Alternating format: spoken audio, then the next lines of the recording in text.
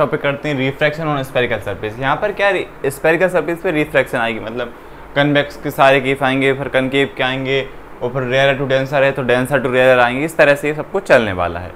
तो ये सब कुछ यहाँ पर होगा। इसके लिए हम पहले केस के लिए देखते हैं, रेयर टू डेंसर किसके लिए, कन्वेक्स स्फेरिकल सरफेस किसके लिए, रियल इमेज के लिए। तो इसके लिए क्या करेंगे, सबसे पहले तो हम कन्वेक्स बना लेंगे। इस तरह से हमने यहाँ पर एक कन्वेक्स बना लिया। ये आपको पता है कन्वेक्स ऐसे बनता है, और इस तरह से हम इसको यहाँ पर ऐसे बना लेंगे। ये क्या हो गया, ये पूरी सरफेस बन गई, मतलब कि ये कन्वेक्स लग गया हमारा, ये इसके पीछे की सरफेस हो गई।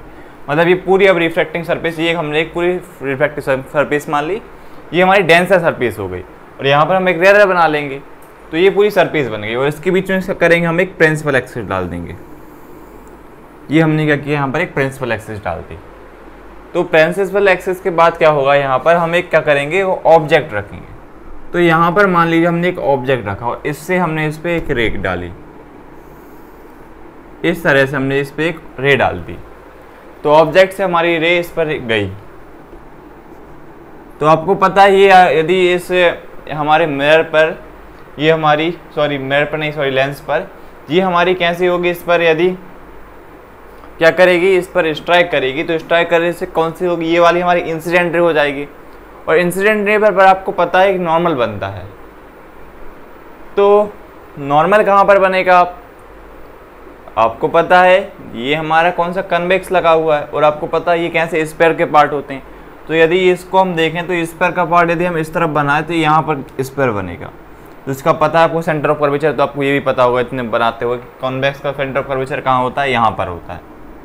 तो सेंटर से हमारी कर्वेचर से यहाँ पर हम इस पर नॉर्मल बनाएंगे। तो नॉर्मल यहाँ पर सेंटर ऑफ कर्वेचर से हम नॉर्मल बना सकते हैं। क्यों बना सकते हैं, आपको एक रूल पता है, यदि हमारा कोई स्फीयर होता है और उसके सेंटर से हम कोई भी लाइन ड्रॉ करते हैं तो वो उसकी क्या होती है, रेडियस होती है। और वो कैसी, आपको पता है स्फीयर से कोई भी लाइन ड्रॉ करते हैं और रेडियस तो हमारी 90 डिग्री पर होती है। और आपको ये भी पता है मान जो नॉर्मल होता है वो भी कितने पर होता है, 90 डिग्री पर होता है। तो सेंटर से हम यहाँ पर क्या कर सकते हैं, एक नॉर्मल ड्रॉ कर सकते हैं। तो सेंटर से हम यहाँ पर क्या करेंगे, एक नॉर्मल ड्रॉ करेंगे। तो आइए कर देते हैं। तो यदि हम सेंटर से यहाँ पर एक नॉर्मल ड्रॉ करें,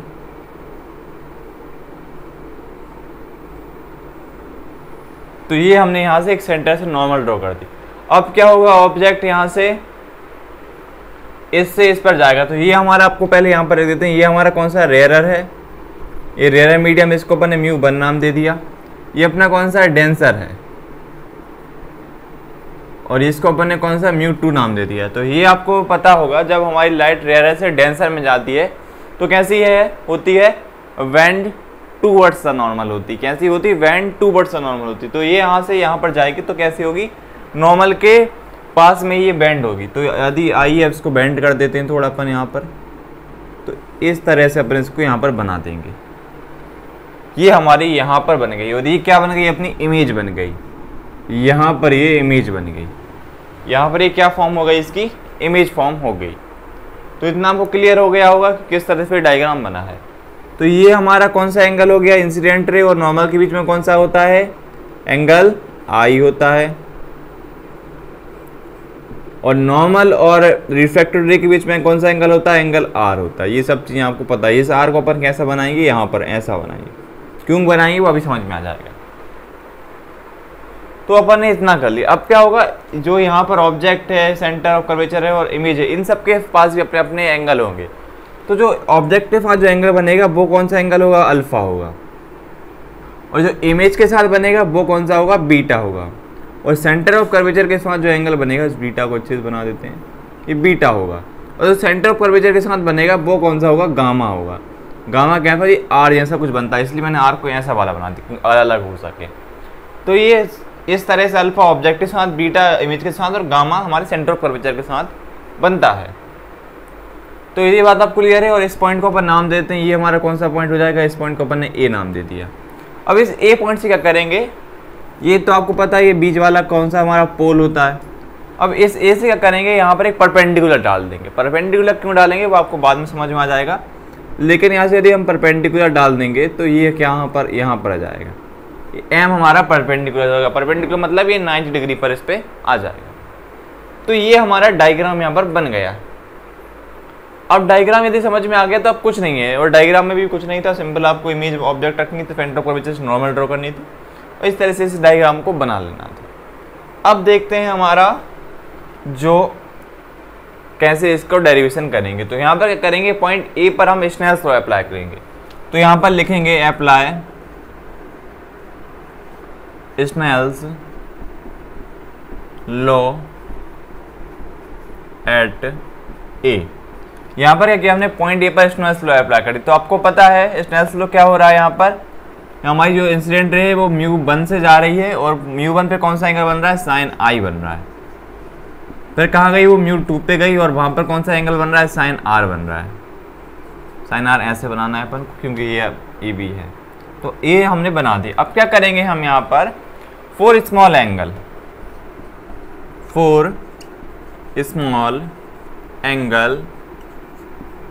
क्या हो जाएगा, साइन आई की जगह सिंपल आई लिख देंगे, साइन आर की जगह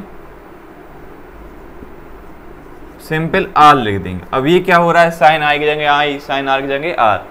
तो इसका एक फॉर्मूला होता है, पहले फॉर्मूला समझते हैं। तो ये लिमिट थीटा अप्रोचेस 0, यदि थीटा अप्रोचेस 0 है यहाँ पर तो क्या होगा, यदि साइन थीटा है उसके अपॉन में थीटा है तो आंसर कितना आता है हमारा, 1 आता है। यदि साइन थीटा है उसके अपॉन में थीटा है तो 1 आता है। इसी तरह यहाँ पर है, यदि स्मॉल एंगल है हमारे, फोर स्मॉल एंगल के लिए हम क्या करेंगे, यहाँ पर जो साइन आई है उसकी जगह हम आई लिख सकते हैं, क्योंकि यदि साइन थीटा है और यहाँ पर क्या है, थीटा जगह एंगल आई आ जाएगा, तो साइन आई अपॉन में आई, तो इसका आंसर भी क्या जाएगा अपना, आई आ जाएगा। साइन आई अपॉन आई, इसका आंसर क्या जाएगा, स्मॉल एंगल के लिए आर आ जाएगा, आई आ जाएगा। और साइन आर अपॉन में आर करेंगे तो इसका आंसर भी क्या जाएगा, आर आ जाएगा। तो इस four small angle limit theta approach 0, तो ये इसका एक फॉर्मूला होता है। तो इस तरह स्मॉल एंगल अपन इनको इस तरह साइन आई को आई में और साइन आर को आर में इस तरह से लिख सकते हैं। और एक फार्मूला और होता है हमारा, क्या होता है, लिमिट थीटा अप्रोचेस 0, 10 वाला और होता है। 10 में भी सिंपल हमारा यही कॉन्सेप्ट होता है।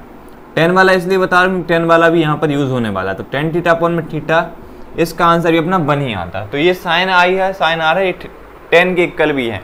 ये बाद में अपना 10 काम आएगा जब ये काम आएगा। तो 10 में भी सेम फॉर्मूला लगता है, साइन में भी। तो स्मॉल एंगल के लिए हम साइन आई को आई में, साइन आर को आर में लिख देंगे। तो ये हमको सिंपल यहाँ पर करना था। तो आइए लिख देते हैं यहाँ पर इक्वेशन 1 में साइन आई की जगह आई, साइन आर की जगह आर लिख देंगे। तो μ1 साइन आई की जगह आई आ जाएगा, इक्वल में μ2 और साइन आर की जगह आर आ जाएगा। और इस इक्वेशन को हम 1 नाम दे देंगे। तो ये हमको यहाँ से करना था। अब क्या करेंगे हम यहाँ पर जो आई है और आर है इसकी वैल्यू फाइंड करेंगे। तो आई और आर की वैल्यू कहाँ है, ये आई है और ए आर है। इन पर जो ट्रायंगल बनेंगे वो ट्रायंगल हम यहाँ पर लेंगे। तो इन पर कौन सा ट्रायंगल बनेगा, सबसे पहले आई के लिए देखते हैं। तो आई के लिए हम कौन सा ट्रायंगल लेंगे, इन ट्रायंगल ए ओ सी। अब ट्रायंगल ए ओ सी को आप देखिए, ए ओ सी, इस पे कौन सा बन रहा है अपना, आई बन रहा है। कौन सा बन रहा है अपना, आई बन रहा है। क्योंकि आप ए ओ सी में देखिए, ये एक तो ये वाली लाइन हो गई, ये आई कहाँ पर बन रहा है, एक तो ये वाली बन रहा है, ये अपन नॉर्मल डाला था, इस पे अपना आई बन रहा है। तो अपन ने ए ओ सी ट्रायंगल ले लिया और ए ओ सी पे अपन एक थ्योरम लगाने वाले हैं। क्या लगाने वाले हैं, सम ऑफ इंटीरियर एंगल वाली। सम ऑफ इंटीरियर एंगल क्या होता है, यदि कोई हमारा ट्रायंगल है और उसके अंदर जो उसके अंदर एंगल हैं उनका सम हमारे एक्सटीरियर एंगल के इक्वल होता है। यदि ए ओ सी ट्रायंगल को मैं बाहर बनाऊं तो ये कुछ इस तरह से बन रहा है, ये कुछ इस तरह से यहाँ पर बन रहा है। तो यहाँ पर क्या हो रहा है हमारा, एक यहाँ पर हमारा एंगल आई बन रहा है, अंदर कौन से हमारे, एक यहाँ पर क्या है अल्फा है और यहाँ पर क्या है सी पर हमारा क्या है गामा है। तो सम ऑफ इंटीरियर एंगल क्या कहता है, इन दोनों का सम, अल्फा और गामा का सम इस एंगल आई के इक्वल होगा। ये होता है sum of interior angle is equal to exterior angle. तो ये ट्रायंगल मैंने अलग बना के बता दिया, इन दोनों का सम किसके इक्वल होगा, इस आई के इक्वल यहाँ पर होने वाला है। तो यही हम यहाँ पर यूज करेंगे। तो कर देते हैं। तो जो आई है हमारा वो किसके इक्वल आ जाएगा, हमारे अल्फा के प्लस में किसके क्या जाएगा, इसके गामा के इक्वल। और ये हमारी कौन सी हो जाएगी, हमारी इक्वेशन 2 हो जाएगी। उसी तरह हम क्या करेंगे, यहाँ पर लेंगे इन ट्राइंगल। अब कौन सा लेंगे हम यहाँ पर,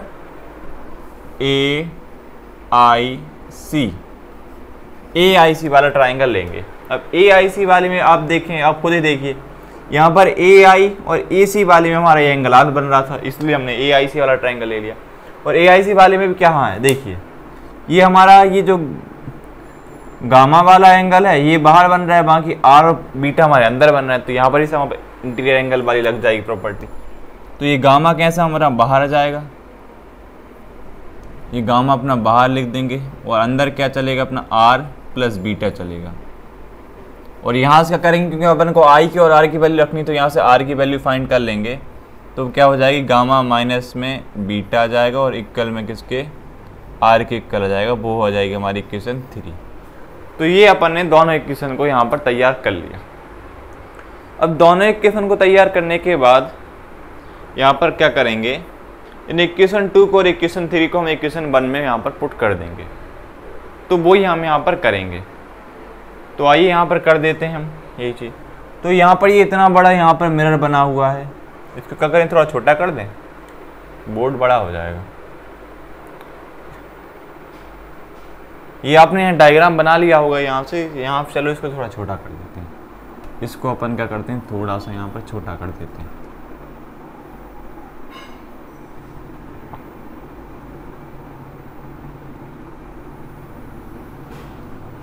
इस तरह से ये बना दिया। ये थोड़ा अजीब सा लग रहा है, तो इसको क्या करते हैं अपन, थोड़ा सा और लेंदी लेके इतना अपने बना दिया, क्योंकि थोड़ा स्पेस अपन को चाहिए था। तो यहाँ पर आप क्या करेंगे, अपन इस इक्वेशन 2 को और इक्वेशन 3 को अपन इस इक्वेशन 1 में पुट कर देंगे। तो यहाँ पर लिखेंगे पुट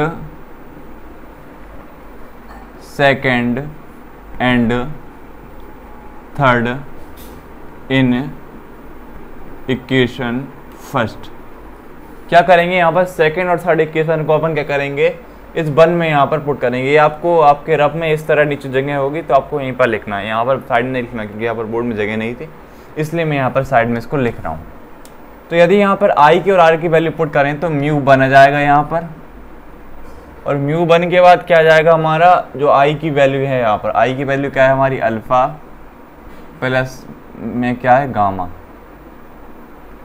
और उसके साथ हमारी जो इक्वल में μ2 की वैल्यू है वो क्या है, μ2 के साथ R की जो वैल्यू है वो क्या निकाली हमने, गामा माइनस में क्या है, बीटा। ये हमने यहाँ पर वैल्यूज फाइंड की थी, वो हमने यहाँ पर पुट कर दी।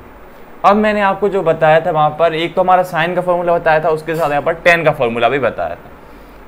तो वही tan का फॉर्मूला हम यहाँ पर यूज़ करने वाले हैं। मतलब जो एंगल यहाँ पर अकेले लिखे हुए हैं अल्फा, इनके साथ क्या करेंगे हम, tan को भी लिख देंगे। क्यों लिख देंगे, क्योंकि हमें पता है फॉर्मूले में क्या होता है, लिमिट थीटा अप्रोचेस 0 तो tan थीटा होता है, और थीटा के अपॉन में थीटा होता है, तो वो किसके इक्वल आ जाता है, 1 के इक्वल आ जाता है।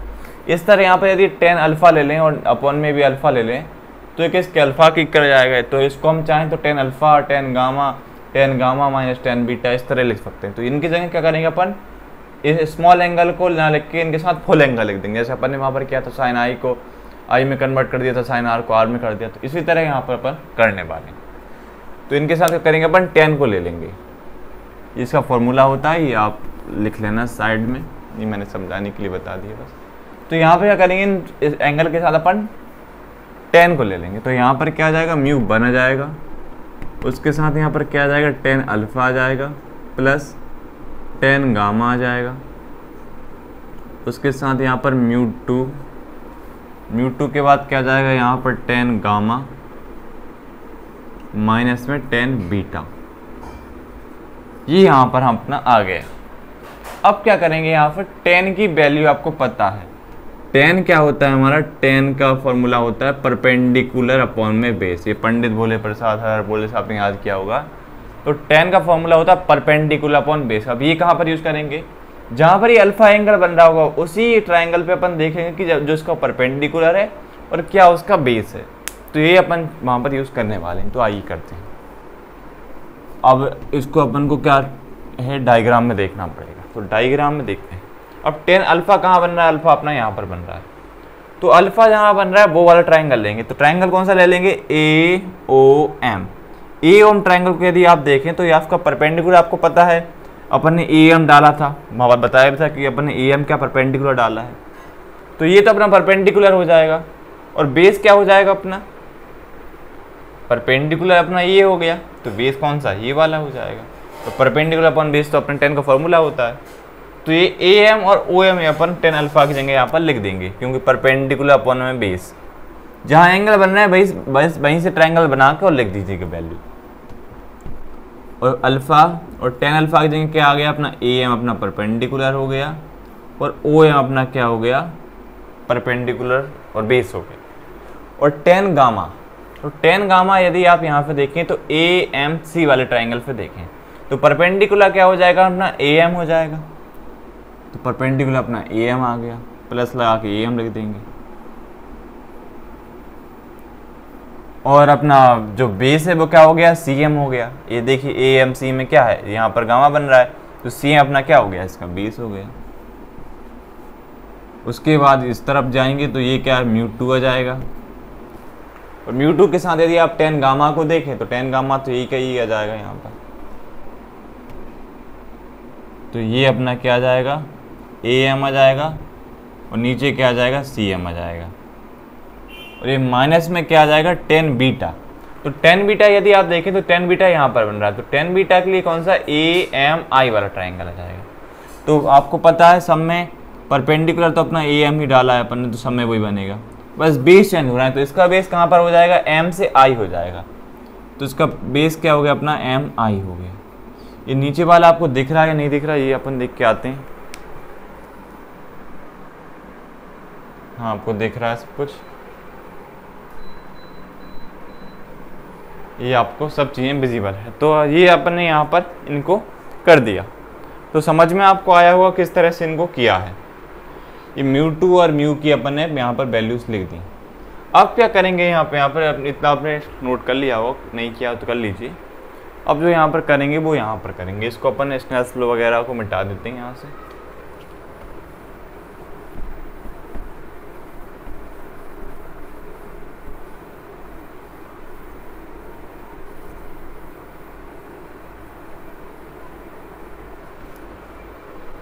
जो यहाँ पर m है, हमको पता है m तो हमने परपेंडिकुलर डाला था, लेकिन एक्चुअल में हमको सब चीज़ें कहाँ से निकाल ली हैं, पोल से निकाल ली हैं। तो आपको पता है जैसे हम सब में करते थे, वो डायपोल से लगा के सब कुछ में ऐसे करते आ रहे हैं हम। तो यहाँ पर क्या है, ये यहाँ पर लिखेंगे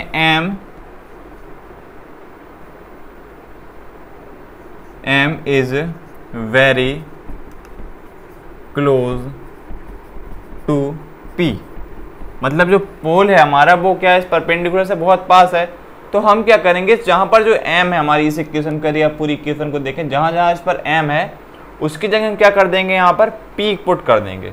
मतलब जहाँ जहाँ O M C M A C M M I है, इनमें सब में m की जगह पर हम p पुट कर देंगे। क्या है, हमारा जो m पॉइंट है वो p पॉइंट के बहुत ज़्यादा पास है, तो हम m की जगह p कर देंगे। तो समझ में आपको आ रहा होगा, तो वही हम यहाँ पर करेंगे। तो सबसे पहले उससे पहले क्या करेंगे, ए एम सब में है, तो ए एम को सब में कैंसिल आउट हो सकता है, तो कैसे होगा वो अपन एक स्टेप में यहाँ पर कर देते हैं। तो जो म्यू वन है उस वाली टर्म को अपन यहाँ पर लिख देते हैं। यदि आपको नीचे ना भी दिख रहा हो तो यहाँ पर एक बार आप देख के लिख लीजिएगा। तो ए एम आ जाएगा, नीचे क्या है अपना इसके, ओ एम है। उसके बाद प्लस में यहाँ पर क्या है, ए एम के साथ सी एम है, और इक्वल में क्या है, म्यू टू है, इसके साथ क्या है, A M minus C M है, ए एम सी एम है, और माइनस में क्या है इसके, ए एम है और एम आई है। ये अपनी यहाँ पर इक्वेशन है। अब क्या करेंगे, यहाँ से ए वाली इक्वेशन से एम आई और ए वाली इक्वेशन से A M for A M, इस वाली इक्वेशन से ए एम और इस वाली इक्वेशन से ए एम अपन कॉमन ले लेंगे। तो यहाँ पर म्यू बना जाएगा, और ए एम यदि हम इससे कॉमन ले लें तो अंदर क्या बचेगा, 1 ओ एम बचेगा, और प्लस में 1 सी एम बचेगा। वो यहाँ पर हो जाएगा ये म्यू टू के साथ, ये यहाँ पर भी ए एम बाहर आ जाएगा, बाकी अंदर क्या बचेगा, यहाँ पर भी 1 सी एम बचेगा, और माइनस में क्या बचेगा, माइनस में यहाँ पर बचेगा क्या 1mi बचेगा। तो ये यहाँ से बचा। अब क्या होगा, यहाँ पर ये भी am है और ये भी am है, तो ये वाले am से ये वाला am अपना कैंसल आउट हो जाएगा। एक am से दोनों में हमारी सिंपल एक टर्म थी, तो वो am से कैंसिल हो गया। अब हम इसके बाद करेंगे जो m है जहाँ पर, वहाँ पर सबकी जगह पर p हम लिख देंगे। ये हमने वेरी क्लोज वाला किया था, क्योंकि आपको am एकदम मैं ऐसा भी काट सकता था, लेकिन आपको समझ में नहीं आ रहा तो मैंने एक स्टेप बढ़ा दी। अब क्या करेंगे, जो m पॉइंट है उसकी जगह सब जगह p पॉइंट पुट कर देंगे। जो μ1 है वहाँ पर क्या जाएगा, यहाँ पर o p आ जाएगा प्लस यहाँ पर c p आ जाएगा, इक्वल में क्या आ जाएगा, यहाँ पर μ2 c p यहाँ पर भी आ जाएगा, माइनस में क्या आ जाएगा p i आ जाएगा। तो ये हमने यहाँ पे दो इक्वेशन हमारी बना दी। जहाँ पर m था वहाँ पर p कर दीजिए। अब नीचे वाला नोट कर लीजिएगा, मैं नीचे वाला पूरा मैं यहाँ से मिटा रहा हूँ।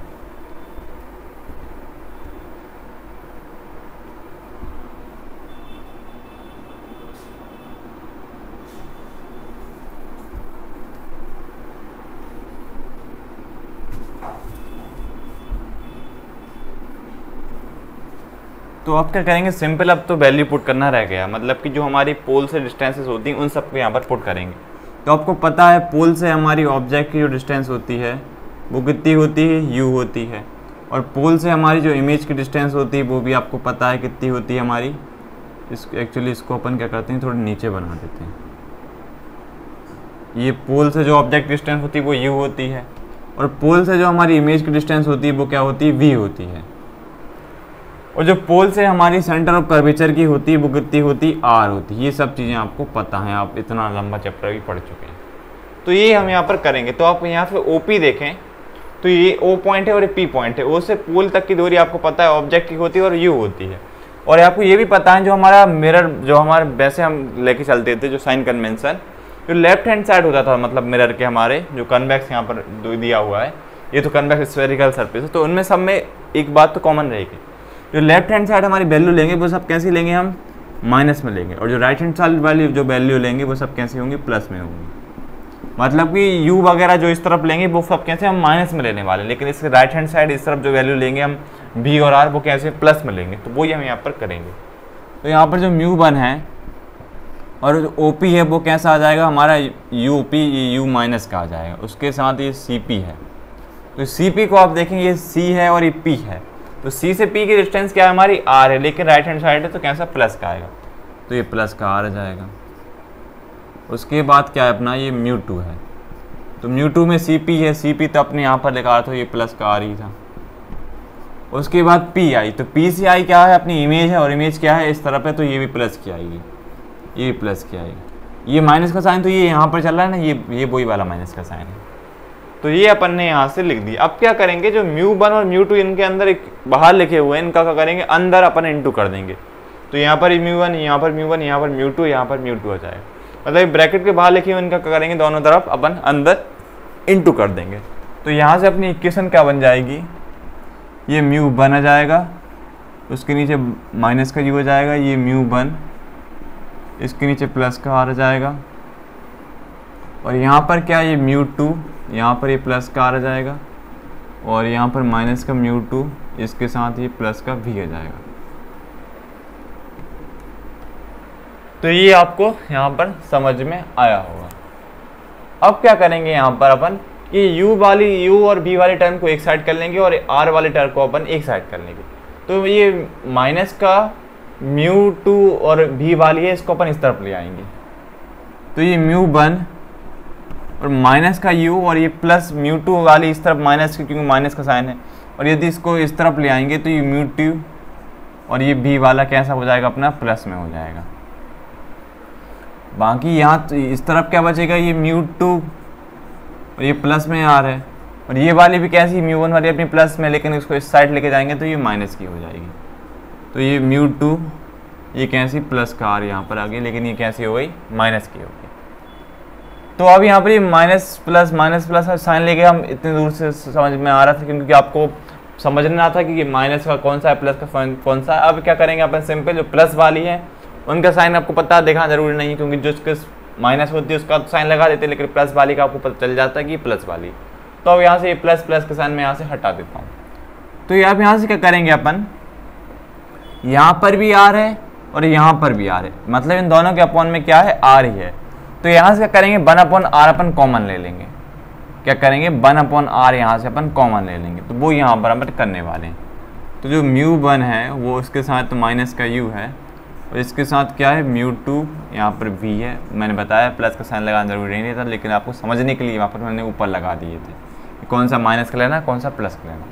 और यहाँ से यदि मैं 1 अपॉन आर कॉमन ले लेता हूँ तो अंदर क्या बचता है, μ2 माइनस का μ1 यहाँ पर बच जाता है, और यही हमारा इसका क्या बन जाता है, फॉर्मूला बन जाता है। यही हमको यहाँ पर लाना था। तो ये आपको दिख रहा है फॉर्मूला या नहीं दिख रहा है, वो हम देख लेते हैं।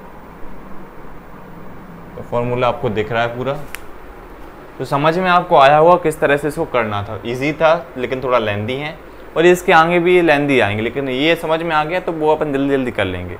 तो पिछली वीडियो को, ये वीडियो जो हो जाएगी, आप जो नेक्स्ट वीडियो देखें तो इस वाली वीडियो को देख के जाइएगा, तो समझ में आपको आया होगा। अच्छा था, तो मिलते हैं अगली वीडियो में।